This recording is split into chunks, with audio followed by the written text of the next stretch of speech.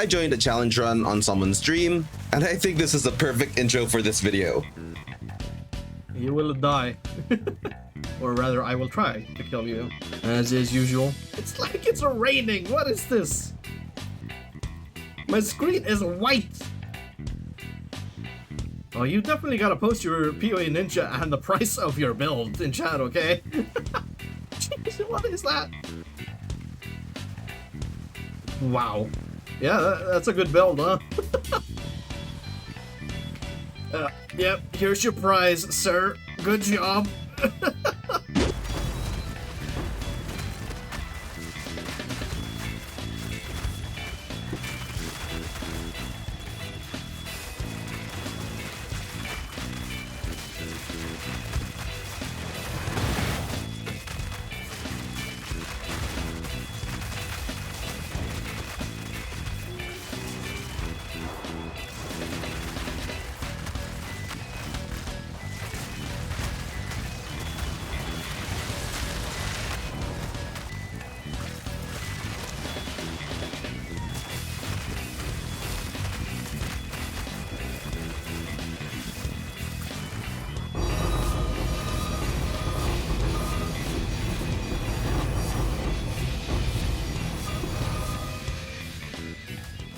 No clickbait whatsoever, Thrashing Vines literally doubles my damage input as well as my damage output on Comets. This is an insane tech, and we'll go into detail. Thrashing Vines, 2 sparks, 6 cast on Comets, ward, evasion, spirit stacking, Infernalist. This is by far my favorite build, not an original build of mine, but it's something that I concocted and modified, and from being an absolute glass cannon, I leveled from 98 to 99 with a breeze. So why would you want to play this build? Well, one, you have unlimited damage scaling for comets and trigger spells. There's no cost, absolutely no mana cap. This is something that you cannot achieve on any other class. GGG wanted this banned, but I think they forgot about this one mechanic that makes that sort of thing, like how blood mages leached last season, still persist in the game with this tech. It also has the best COC or CoEA trigger scaling in the game. It is extremely tanky for a build that can do this. It is by no means the tankiest class in game, but if you're going for crazy comets, this is as tanky as it can get. And the final why is that this is a GPU destroyer. You'll enjoy both praise and hate about performance hits, lag, and even friendly fire from your build, basically killing your teammates because they're freezing on screen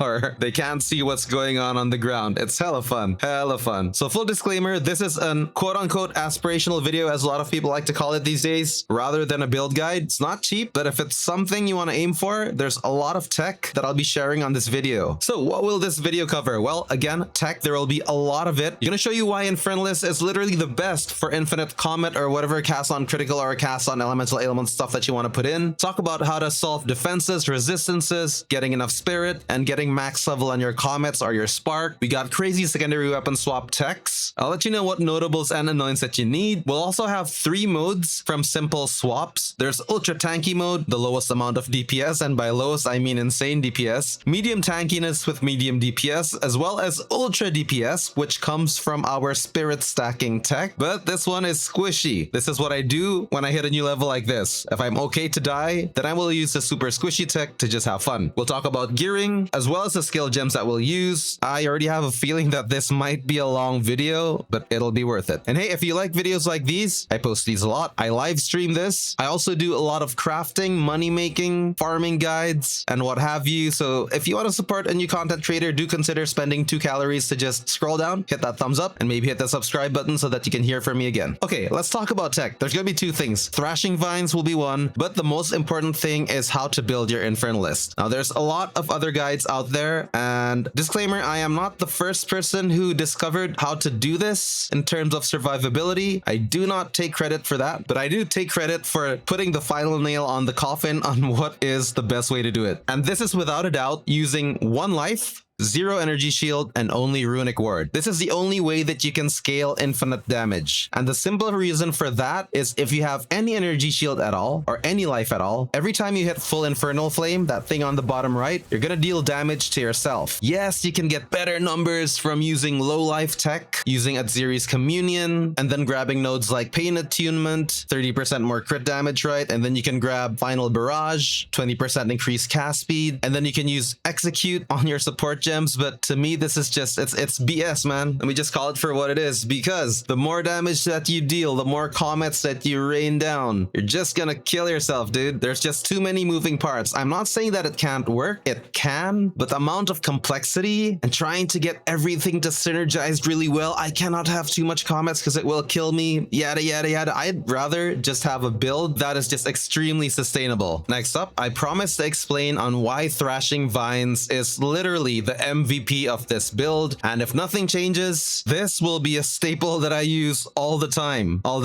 I used to use it for gimmick because it looks cool, but now it's just damn good. Let me show you why. First of all, observe the DPS numbers. My Spark is dealing 1.5 million DPS. My Thrashing Vines is also dealing 1.5 million DPS. Now let's think about how DPS works on Comet builds. It's all about your inputs and your outputs. What are your inputs? It's your Spark. Usually it's your Spark. The more damage your Spark deals, the more Comets will trigger. Now what if I told you that using Thrashing Vines literally doubles this? This means you double your damage on two fronts. You double your inputs, which in turn perhaps quadruples or gives 8 times as much output on your Comets. So this is just freaking incredible. I see no reason why you should not use Thrashing Vines at all, especially considering it's only one extra button. And to be honest, it's not even a button, because what I do is I put it on mouse button 1. The only reason why I didn't put this here right now is if I accidentally left click, it's noisy and I don't want to bug you guys on the video.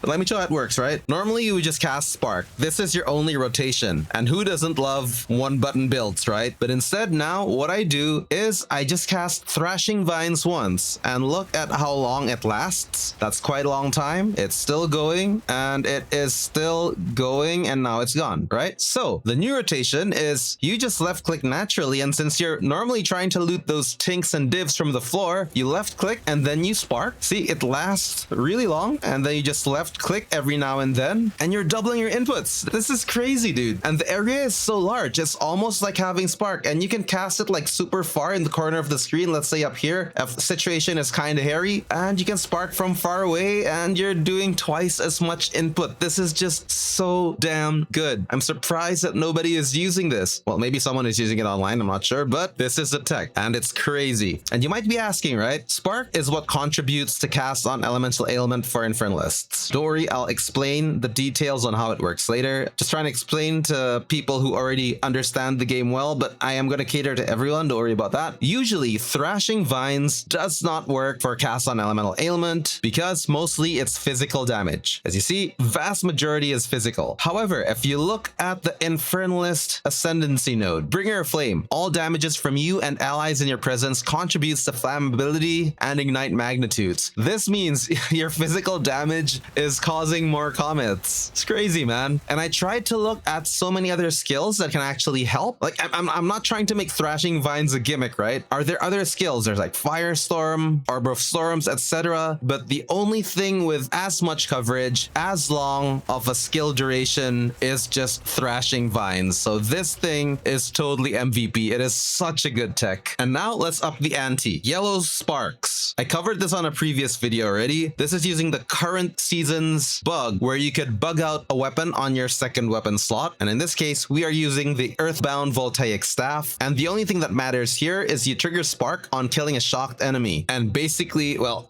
you shock everything. So you kill something, you get these new yellow sparks. Again, this is a secondary spark. This is my main one. Secondary spark is up over here. Cannot see the DPS numbers here, but it's about, I think 1/3 of your normal spark damage. But this will loop and it will cause you to trigger your comets. And then your comets will trigger more of the yellow sparks and so on and so forth. It's kind of nutty. You know what? We do a demo now. I show you how this works. This is how the yellow sparks work. You kill something, and by the way, Yellow Spark is actually from MTX. You change Lightning Bolt to Radiant Lightning Bolt effect. That makes it yellow. Otherwise, it still works. It's just that you cannot differentiate between your main spark and the sparks that you get from the Earthbound Voltaic Staff. So I'm gonna cast Spark once. As you can see, the yellow sparks are moving everywhere.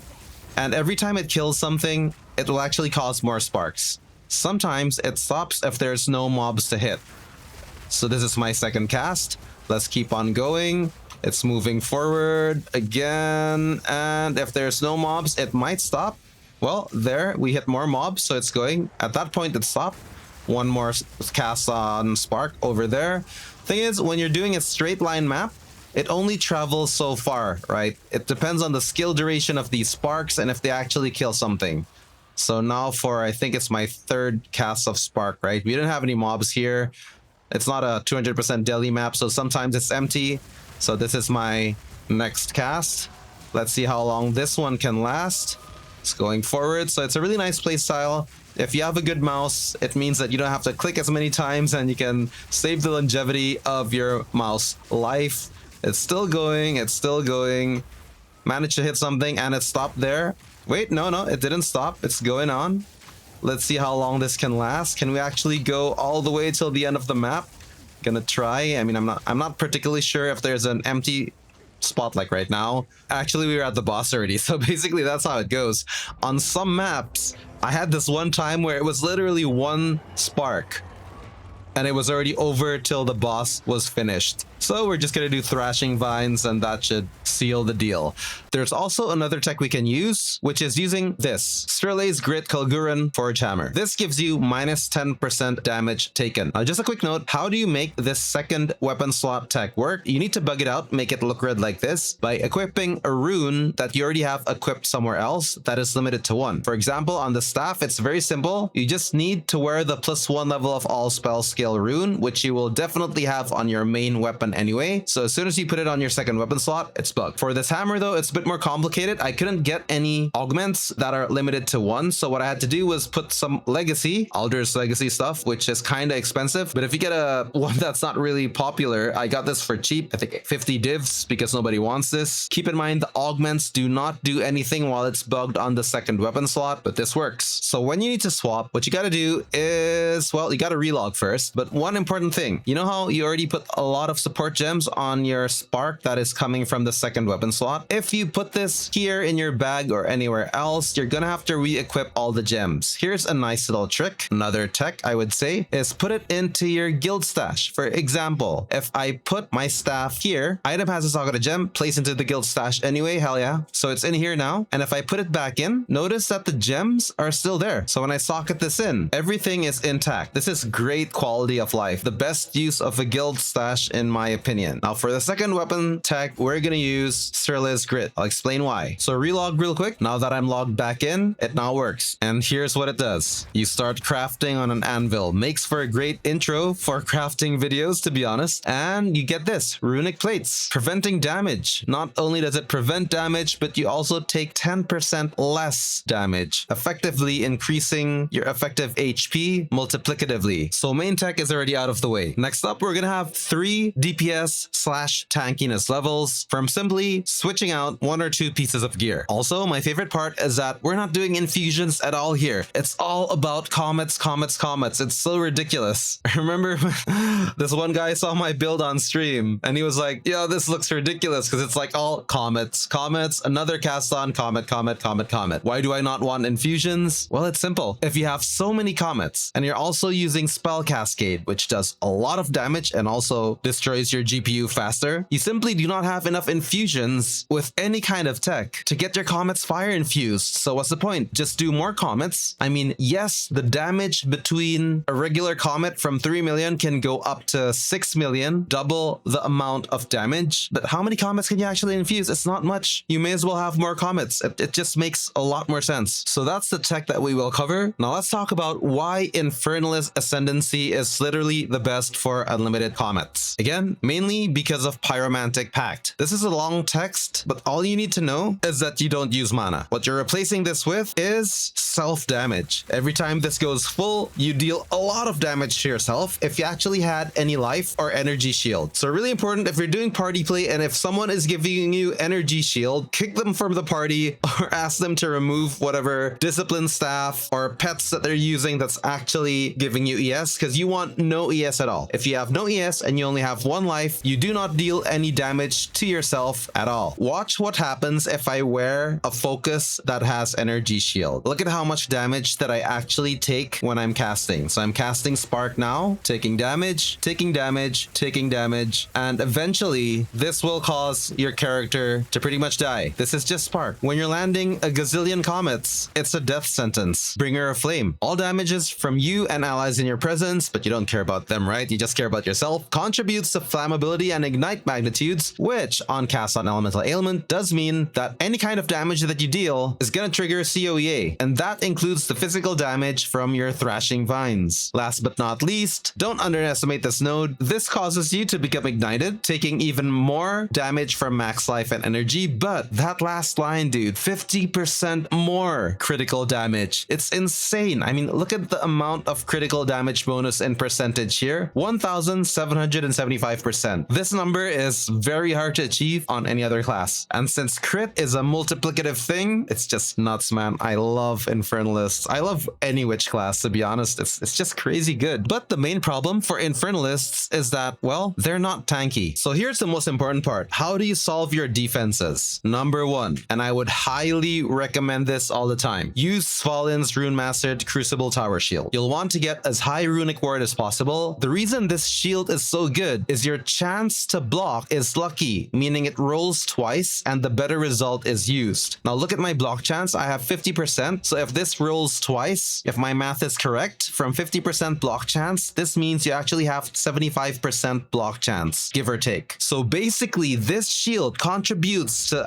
I think, tripling or even quadrupling your effective hit points. It is just so good. We do enough damage as Infernalist on this build. I would never let go of this shield unless I just want to have fun. And then number two, I have 2 Mage Bloods. Yes, this sounds like a luxury. Again, it's an aspirational build. So 2 belts, right? Let me put this side by side. One is for mapping. This one has Bismuth, all elemental res, gold for rarity, because this is for the easier maps, and Quicksilver for move speed. However, when you are doing 6-man juiced content like Azmiri 6-mans or Grand Expedition 6-mans, switch out to this. This one is pure evasion. Stibnite, Jade, Bismuth. Bismuth is your all res. Jade is flat 2000 evasion rating, which is nuts. And Stibnite is 150% increased evasion rating. So what you get from this belt, especially from this line, all Mage Legacies for the duplicates has 50% increased effect. Have a look at my evasion rating now. It's 4% as soon as I put this on. 53%. So basically I am doubling my survivability already. If you had to choose between one belt, decide based on what content you're actually doing. If it's hard content, get this one, the defensive one. If you're playing solo and content is not that hard, get the move speed one. Simple as that. And on the same line, how do you solve your resistances? Well, it's from the belt. Both of my belts has the Bismuth line. You can see if I take this off, my resistances are just F. So to solve your resistances, the easiest way to do it other than the belt is from your rings. You can easily get suffixes with a lot of resistances. Damage is not your number one priority, surviving is. This is a line that I always say on my live streams. A dead DPS deals no DPS, right? How do you solve your spirit? Because for this build, you need a very decent amount of spirit. I have 341. For this build, if you want to copy it verbatim, you need 338. Number one, you can use an Alpha Howled Armored Cap and you get a corruption that gives you extra spirit on the corruption line. This can be pretty pricey. Again, this is expensive because it also has Raven Touched and already allocates something on it. You don't need to go this far. Just get the spirit. That's all you need. If you're on a budget, just get a regular armored cap. It's fine. Number two, to get more spirit, you could buy an Against the Darkness Time Lost Diamond, which is this thing over here. Notable and passive, radius grants additional spirit. It's only expensive if the other line that you get also grants extra damage. So just get the spirit one. That's fine because there's excellent nodes here. So there's 1, 2, 3, 4 nodes that are really really good because it also increases your damage output and also gives attributes. But if you cannot afford against the darkness, forget about it. There's things we can leave out on the spirit side later. This is not your #1 priority at all. So if you're on a budget, this is the thing that you skip first and foremost. And then you will get an amulet that has spirit on it. Next up, using Diala's Desire, which is quite expensive, also saves you a little bit of spirit. Getting quality of skills on your amulet reduces the spirit cost of cast on critical. And finally, if you are on a budget, the best thing that you should do, instead of pathing the way that I do on my tree, don't go this way, go down here, go here, and then you grab this. Efficient inscriptions. Meta skills have 20% increased reservation efficiency, which means your second cast on elemental ailment and your cast on critical uses a lot less spirit. You will lose DPS, yes, but again, work within your budget. Next up on the tech, how to get max level Comets and Spark. I don't even have that. Well, my Spark is level 39, not max level. I am okay with that. Some of my Comets are level 40, only the one here with cast on elemental ailment, because I use Diala's Desire here. It's level 40, but my other Comets, like the one up here, is level 39. That's fine. I could actually push it up to 40 with some tech. Don't need to. This one up here is level 39 as well. That's fine, because sometimes that +1 level is not as good as things like, let's say, concentrated area. Let me just show you here. Let's compare actually. These are level 40 Comets. Damage is 3 million. And if I go to this one right here, this is level 39. However, the damage is 3.4 million. Concentrated area actually gives more damage than +1 level to all spell skills. Next important part, let's talk about the notables and anoints. What do you need for the build? None of these are actually mandatory nor necessary, but it does give you a significant advantage if you use these. The #1 thing that you want is Dominion. For me, I have it allocated on my helmet. Dominion gives you Archon buffs, have no recovery period. Usually Archon buffs only last 10 seconds, but with this, you can have it on indefinitely. And basically with Archon, you can have things like increased movement speed, increased damage. There's just so many advantages of having Archon, and most importantly, when you have Archon up, instead of walking, you fly.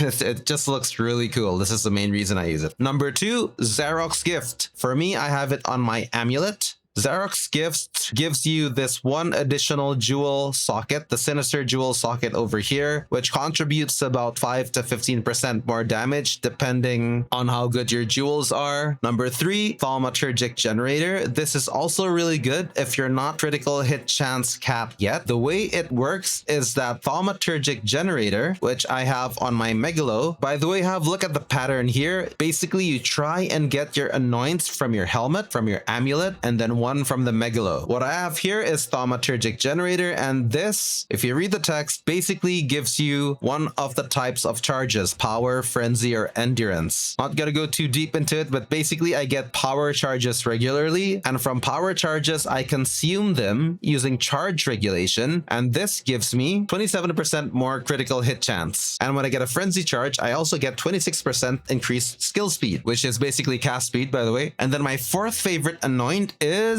Momentum. It is this one right here, which you can path to if you want. Ignore all movement speed penalties from armor. This gives you about, I think, like 15-22% more move speed or so. It's really good. Last but not least, Endless Blizzard up here is really good. I have that on my Megalo as well, but if you want to path to it, you can. It's only 1, 2, 3, 4 nodes. And if you go all the way here, you can also grab this. Gain 6% of elemental damage as extra cold, as well as damage penetrates cold resistance. So we talked about Elemental Archon earlier. How do we have this active all the time, especially since we're not using Living Bomb? Well, simply, I actually put it on the spark that I get from my staff, this one here. So the second spark, you put Arbiter's Ignition here, gain Elemental Archon when you ignite an enemy. And since this spark ignites, especially because we are an Infernalist, you can see here, it does ignite. So basically, this is the best way to trigger your Elemental Archon. Next up, our gear swaps for different DPS settings. Here's my 3 main swaps. So for super tanky mode, we obviously use Svalins. We already covered that. If you want a balance in between gain tankiness as well as damage, I recommend this shield. It's not as Svalin. I just changed the shield because I love how it looks. I love how it looks. But this one here, look at the line. Gain 1% damage as fire damage per 1% chance to block. Let me put in my Svalin and guild stash real quick. Okay. And now we put in the Chernobog. I put that in. Block chance is 29%. So this means we gain 29% damage as fire damage. And we still have the benefit of having some runic ward as well as block chance. This is the sweet spot between damage and survivability. You'll want to socket in things that increases your block chance. And if you want to min-max on this setup, you can grab these nodes over here that increases your block chance. So over here, this one here, 30% increased block chance. And you also have this, another 30% increased block chance. But if you want to go full out DPS, you want this. Threaded Light, Rune Mastered, Woven Focus. And ideally, you do not want to quality this because by qualitying, you get more energy shield. You do not want energy shield. Again, as I've shown you before, this pretty much almost doubles your DPS. You want to get an over corruption specifically on only one line that you care about, increase spell damage per 10 spirit. If you can get a 15% one, that's great. Which rite of passage do you want to use? Now, I'm using Spirit of the Stag. I've just changed this last night. Reason being is that this gives you gain 20% damage as extra lightning. Your second choice is the more expensive one, Spirit of the Cat. And the reason for this one is because you get increased critical hit chance, 100% in fact. So yes, this is actually maybe almost 2.5 times more expensive than Spirit of the Stag, but you will save so much currency on trying to crit cap your build because critical chance capping is pretty expensive. So it depends on your needs. I don't need to crit hit cap anymore because I'm mostly capped already. And as a really important note, as an Infernalist, it's not like you have to get 100% critical hit chance, okay? Because cast on critical, right? You get energy when you crit, but it's not just about the crit hit chance. Even for this, it's not about the crit hit chance. It's about how much critical damage you land. So again, not about dealing as much or as often or as consistent of critical hits, but what matters more is when you actually crit, how much damage do you actually cause? This is what gives you more energy. But most importantly, it's the damage. This is why I'm using Stag instead, because by dealing more damage, it's not only affecting cast on crit, but it's also affecting both of my casts on elemental ailments. And if you're wondering why I have 2 casts on elemental ailments, one is from the amulet. The absent amulet grants you cast on elemental ailment. And by the way, I will have a video on how to craft this +5 for very cheap. In fact, you can earn money from it. So stay subscribed if you want to know how to do that. That's my next video. So yeah, using this allows you to have 2 casts on elemental ailments, one from the amulet, one from a spirit gem, and then cast on crit also from a spirit gem. Okay, skill tree. Start with the Ascendancy. I already mentioned you need Bringer of Flame, mandatory. You need Pyromantic Pact, mandatory. You want Grinning Immolation, mandatory. And then you have a choice between this, Altered Flesh. This is more defensive. Physical damage taken as chaos because you do not take chaos damage. It means you're reducing 20% of physical damage, but you can actually also take Loyal Hellhound. This can also reduce damage taken by certain techs. Too long to explain if I do it here. I prefer this one for now. Let me pull up the full guide on the left. This is just the usual nodes. Most of you are probably already aware of this, but if you take From Nothing Diamond, allocate it to Conduit over here, meaning you can take these nodes over here without pathing to it, and then you use a Time Lost Diamond, meaning every node you take grants you those bonuses. Not gonna go in depth on that. If you can afford it, you probably know how it works already anyway. But if your jewels are mid, here's the good nodes in no particular order. First of all, for energy gain, the nodes that you want to grab is this one here, Energize, Invocated Efficiency. And despite the good jewels that I have, I grab these anyway because it's in the Time Lost radius. And I also grab this as well, Evocational Practitioner. The thing that contributes the most damage is how much damage I can actually output. So the more energy I get, the more damage I output. If you are on a budget and if you need to take this node for increased spirit reservation, you can also grab this here, Dynamism, which also gives you increased energy and also damage. And then most importantly, critical nodes, because critical stuff is multiplicative. I'll go by order of importance here. Cooked is your most important one because you get a huge amount of crit damage bonus with not really much of a downside because you do not use armor nor energy shield. We're only using some evasion here and 25% reduced is absolutely negligible. Next up is Heartbreaker and Heartstopping. This is really good because it is within your Against the Darkness area and it also gives you attributes. And by the way, attributes are hard to manage on this build because I think think you need about 102 strength and dex, and then 100 and I think 57 intelligence at least. If you path on this area, if you're taking efficient inscriptions, you should go down and grab for the jugular, because you also get attributes there as well as true strike. So the way you go is you go down here and then you go all the way here, grab your efficient inscriptions. You may as well grab dynamism as well. You go down, don't take this node here because you're going to path from here, grab for the jugular, grab true strike, and then you path here, get your jewel slot, and then you move up here. For spell damage, you can actually grab this notable over here called All Natural. 30% increased elemental damage is huge, and then you also get 5% to all res if you haven't solved that part. And for cast speed, you can grab Overzealous over here. This is really good. Or you can also grab Sudden Escalation, which also gives you crit hit as well as cast speed.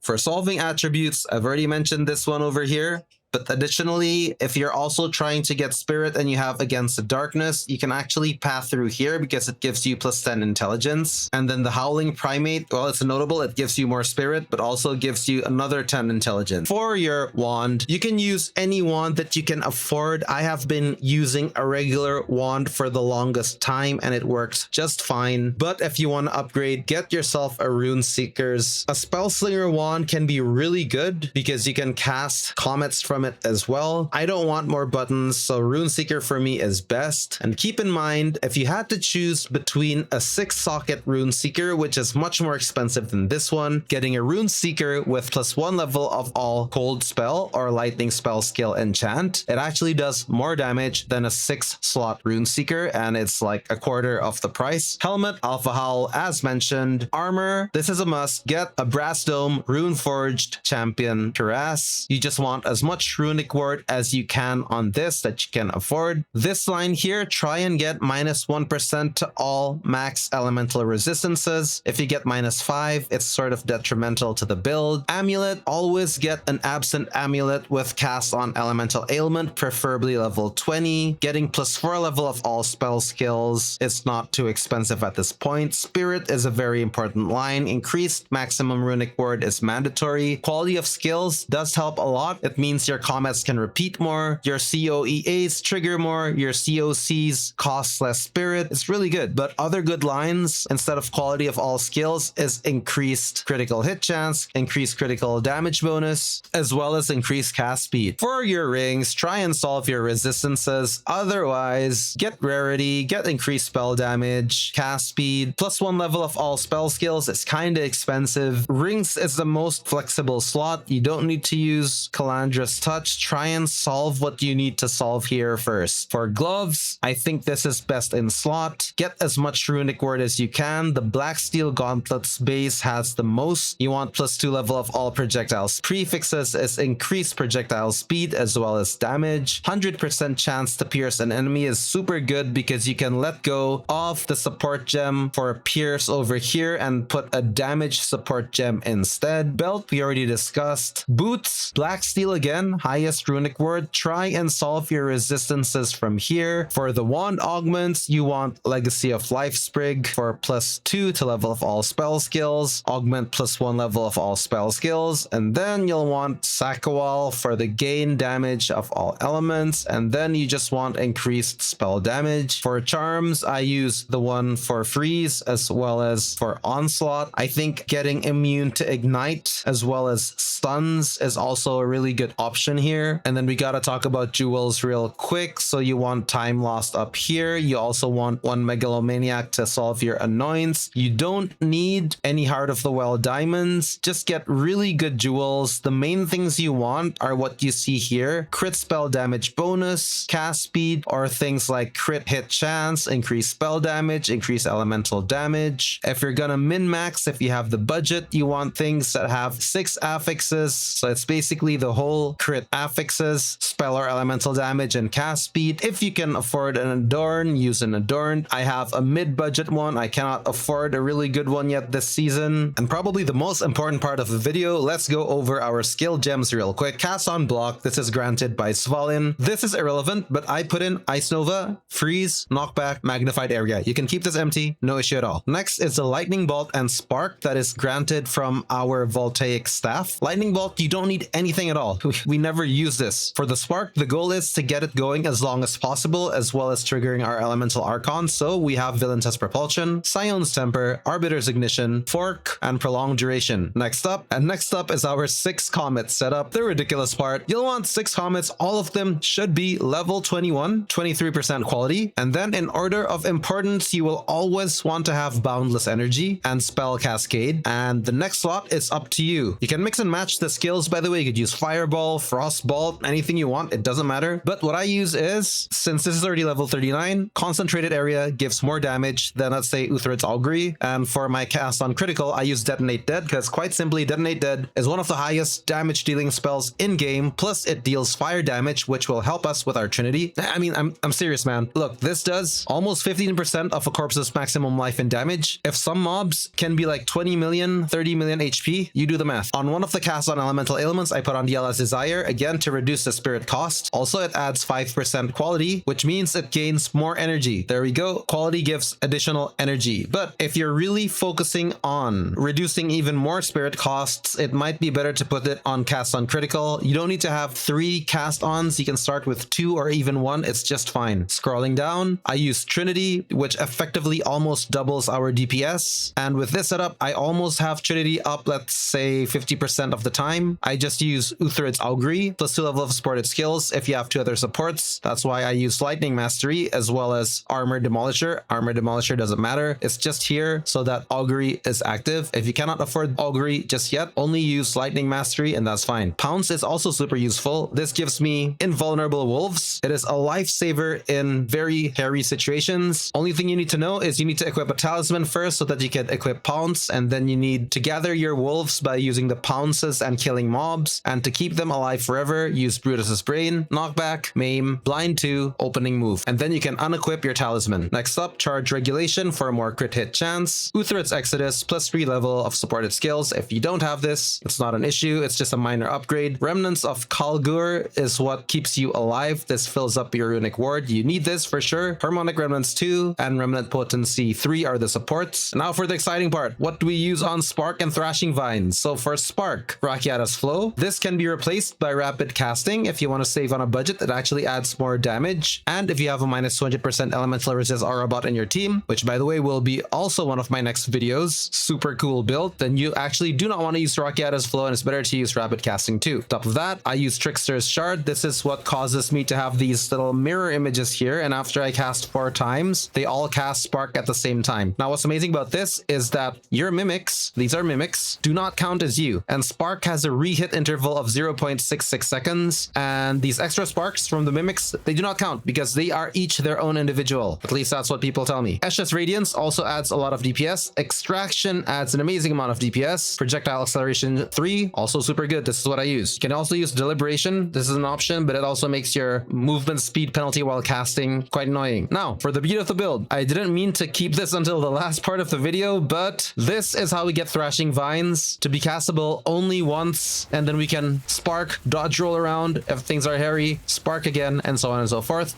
The way we do that is by using Zarok's Refrain. Spells echo 3 times. Can you have 3 Thrashing Vines at the same time? No. The max is 2. But this one gives your echoes 40% increased area of effect. And if I understand it right, if it echoes 3 times, it'll replace the first 2, and then you'll have the larger area one. So the only reason we're using this is so that we only have to cast Thrashing Vines once instead of twice, so we have more time to Spark, and we get the benefit of the increased area of effect. Overabundance 2 plus 1 limit. Instead of only 1 Thrashing Vines set, we have 2. Vorana Siege for, again, increased AoE. This is the most important part of the skill. It also deals more damage against isolated targets, as in if there's only 1 minion remaining. Extraction, again, does a lot of damage. And lastly, Commiserate. This one you can change with anything you want. Only reason why I use this is because when you're inflicting an ailment with a supported skill, you remove that ailment from yourself. So if you're ignited, you actually remove Ignite. And Ignite is one of the largest causes of dying and losing your XP. Also, it increases the magnitude of the ailments when you are ignited, and since we are always ignited, you get more magnitude. So that's it, guys. That's the build. So cost of the build, for my build, it's around 2 to 5 mirrors. I'm not even sure anymore, but I got this online with around 2 to 3k divs, so it's very much doable. You could do it with that. If this video actually gets enough interest, and if you want to challenge me to try and build a budget version of the build, comment down below. Other than that, yeah, if you actually watched this far, I know this is a long video. Holy, it's been 1.5 hours since I was recording. Oh my gosh, I hope I can cut this into a shorter video. Otherwise, thank you for watching, man. Do support new PoE2 content creators. A subscribe or a like will go a long way. Appreciate you guys always being on my channel. I live stream a few times a week. I always read all the comments. And with that said, I guess that's it for the video. MazBro signing out, and I'll see you guys next time.